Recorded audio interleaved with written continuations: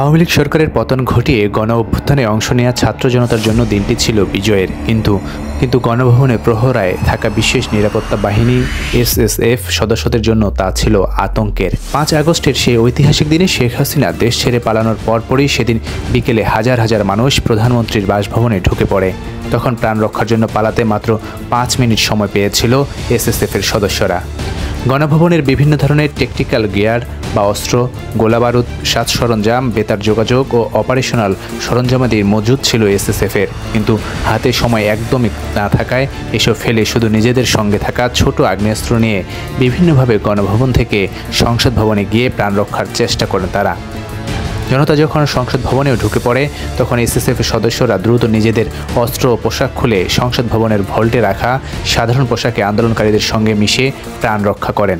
পরবর্তীতে পরিদর্শন করে গণভবন ও সংসদ ভবনে থাকা ভল্টগুলো আর পাওয়া যায়নি, যা আন্দোলনকারী বেশে দুষ্কৃতিকারীরা নিয়ে গেছে বলে মনে করছে এসএসএফ।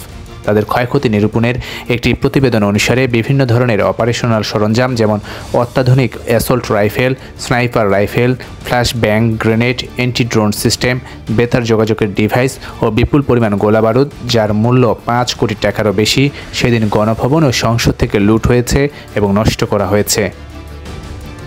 ছাত্র জনতার অভ্যুত্থানে এসএসএফের অস্ত্র, গোলাবারুদ, অপারেশনাল সরঞ্জামাদি ও বিবিধ দ্রব্যাদির ক্ষয়ক্ষতি নিরূপণ করতে সংস্থাটি 3টি তদন্ত পর্ষদ গঠন করে। ক্ষয়ক্ষতির আর্থিক হিসাব করে সংস্থাটি বলছে 5 আগস্টের ঘটনায় এসএসএফের বিভিন্ন অস্ত্র ও দ্রব্য লুট ও ক্ষয়ক্ষতির আর্থিক পরিমাণ 5 কোটি 28 লাখ টাকা। এর মধ্যে অস্ত্র ও ম্যাগাজিনের ক্ষতি 11,62,000 টাকা, গোলাবারুদ ও গ্রেনেড খোয়া যাওয়ায় ক্ষতি 11,44,000 টাকা, যোগাযোগ ও অপারেশনাল সরঞ্জামাদি বাবদ ক্ষতি প্রায় 2 কোটি 63 লাখ টাকা, আইটি ও গোয়েন্দা সরঞ্জামাদি বাবদ ক্ষতি প্রায় 1 কোটি 55 লাখ টাকা, যানবাহনে ক্ষতি প্রায় 14 লাখ টাকা এবং অন্যান্য দ্রব্যাদিতে ক্ষতি প্রায় 74 লাখ টাকা।